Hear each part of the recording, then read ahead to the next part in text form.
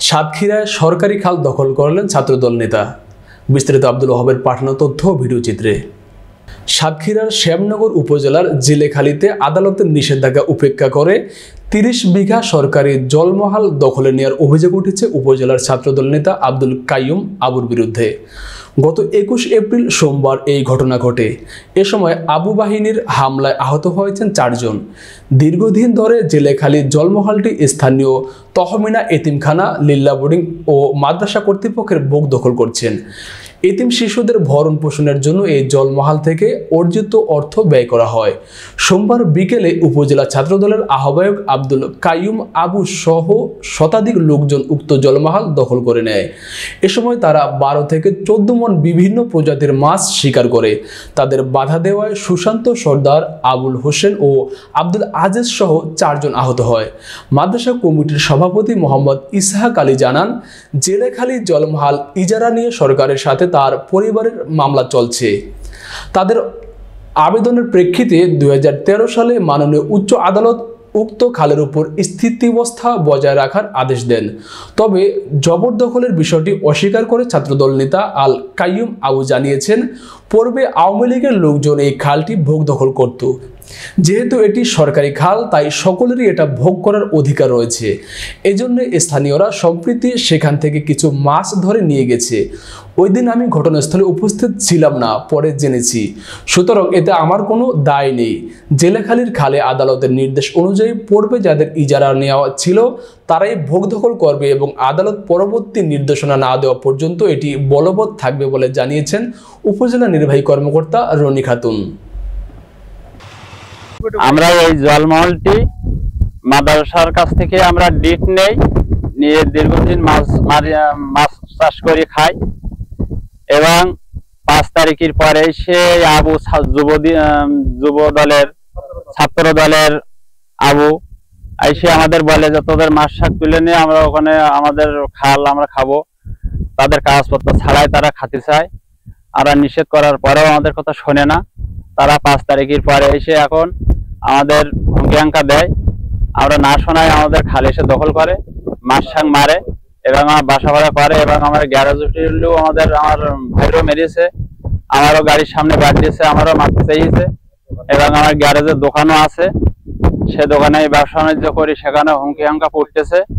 বিগত সরকারের আমলে জেলেখালী জলমহলটা বিভিন্ন মহলে এটা হলো তদারকি করে হলো চলে আসছিল। বিভিন্ন মহল এটা হলো প্রবাহিত করছিল। আগামী ৫ তারিখের হলো পরে এটা হলো আমরা এতিমখানায় দেওয়ার জন্য সম্মিলিতভাবে হলো আলোচনা, মুরব্বীদের আলোচনায় সম্মিলিতভাবে হলো দিছিলাম। কিন্তু এইখানে হলো প্রভাবশালী হলো আল কাইয়ুম আবু নেতৃত্বে, উপজেলা সভাপতির নেতৃত্বে ওরা কাগজবিহীন হলো অবৈধভাবে দখল করার জন্য চেষ্টা করতেছে। এটা আমরা হলো আইন শৃঙ্খলা শান্তিপূর্ণভাবে হলো যেন প্রতিষ্ঠানে জলমহলটা হলো ভোগ দখল করতে পারি, আমরা আইনের প্রতি শ্রদ্ধাশীল। এই জন্য আমরা হলো এটা হলো আইনের কাছে সদাই হলো দৃষ্টি আকর্ষণ হলো করতেছি। এই জলমহলটা, জেলেখালীর জলমহলটা দীর্ঘদিন ধরে আওয়ামী লীগের লোকজন ভোগ দখল করে খায়। ৫ তারিখের পরে এই জলমহলটা এতিমখানা, জেলেখালী এতিমখানা মাদ্রাসায় দেওয়া হয়, তহমিনা মাদ্রাসায় দেওয়ার পরে এই যে ছাত্রদলের নেতা আবু বাহিনী, তার নেশাগ্রস্ত কিছু ছেলেপিলে আছে।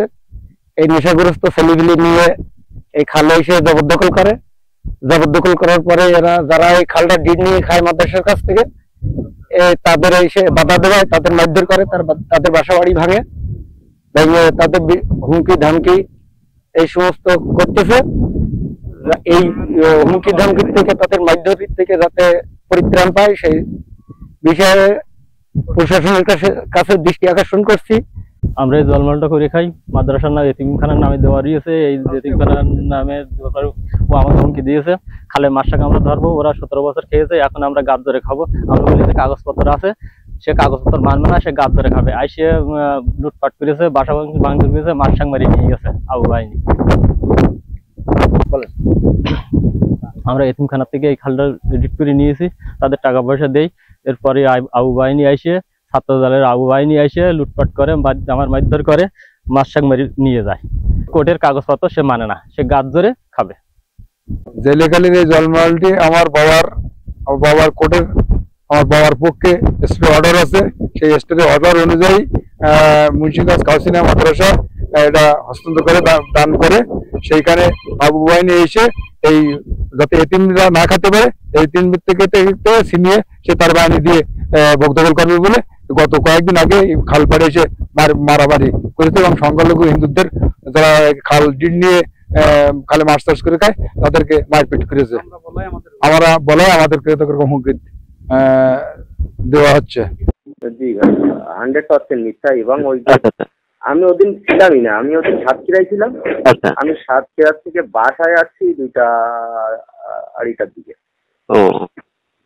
আমার জীবদ্দশায় মানে আজ পর্যন্ত আমার লাইফে আমাকে যদি কেউ বলতে পারে যে 10টি টাকা আমি কারোর কাছ থেকে অবৈধভাবে নিচ্ছি, একদম প্রকাশ্য, আমি লাইভে হোক আর যেখানে হোক, আমি প্রকাশ্য শব্দটা এখনো পর্যন্ত বলতে রাজি যে কেউ কোনো যদি একটা পার্সন আমাকে অতীত থেকে এই পর্যন্ত বর্তমানে 10টি টাকা নেওয়ার অভিযোগ করতে পারে আমার দিকে আঙুল থেকে স্পষ্টভাবে, তাহলে মনে করেন আমি রাজনীতি করার প্রশ্নই আছে না। ওনারা হচ্ছে আপনার ওই যে আওয়ামী লীগের ছাত্রছায়া ছিল এবং মাঝে আপনার আমাকে আবার কিছু টাকার অফার করা হয়।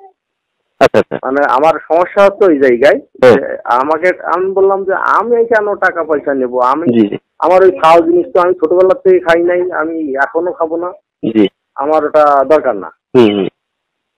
এবং আমি নাম বলতেছি না, আমাদের আমাদের পন্থী এক লিডার, মানে আমাদের বিএনপি পন্থী এক লিডার আমাকে ফোন করে, বাবু দেখেছি নিয়ন্ত্রণ না এসে বসি ইনস্টল করি।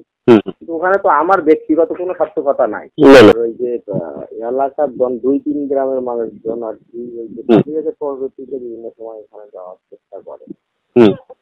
তো ওনারা মানে ওইটা প্রভাব খাটিয়ে কিছু গরিব মানুষদেরকে দেয়। তো আমি এই মানে যারা ওই আর কি এটা করে খেতো তারা সহ সবাইকে আমার কাছে আসে এসে বলে ভাই আমি ওই যারা গেছিল তাদেরকে এটাই আমি ফোন করে বলি যে টাকা দিয়ে আমাদের ধরো নেতৃত্ব ছিল তাদেরকে টাকা দিয়ে নিয়েছে, ভাই তোমরা কেন গরিব মানুষের ক্ষতি করবা, তোমাদের এই গরিব ক্ষতি করা কি উচিত হবে? তোমাদের যদি দাবি দেওয়া থাকে তো ওদের মাছ টাছগুলো ধরিয়ে নেই, তারপর তোমরা দিও। এবং যারা ওই খালগুলো করে তারাও আমাকে এভাবে বলেছিল। তো ওনারা যেভাবে বলছে আমি সেভাবে কোনো মানুষের ক্ষতি না হয় সেজন্য আমি বলেছি। ইয়ে করেছিল তো রাতে করেছিল, পরে আমি সেটা নিয়ে বসেছি, দুই পক্ষকে বলেছি ততদিন পর্যন্ত ওটা ভ্যাকেট না করলে আমরা ইজারার ব্যবস্থাটা, এবং তার আগে কোনো ধরনের ওটা মানে দখল কিংবা অপদখল কিংবা দখলের চেষ্টা করতে পারবে না। এটা হচ্ছে আপনার আদালতে নিষেধাজ্ঞা আছে, আদালতের নিষেধাজ্ঞা যত যারা ওইটা দখল করতো কিংবা যারা ওইটা ভোগ করতো তাদের করার বিষয়ে আদালতের আছে স্ট্যাটাসকো আছে। যতদিন মামলাটা না হবে অথবা স্ট্যাটাসটা না হলে ওটা ওইভাবেই থাকবে। আর আমাদের মামলা চলমান আছে, যে গভর্নমেন্ট লিডার এটা নিয়ে মামলা চলমান রেখেছে, আমরা রেখেছি, বসেছি ওদেরকে নিয়ে বসেছি, 2 পক্ষ নিয়ে বসেছি। বলা হয়েছে যদি তারা মানে simply violation of court order, contempt of court হবে।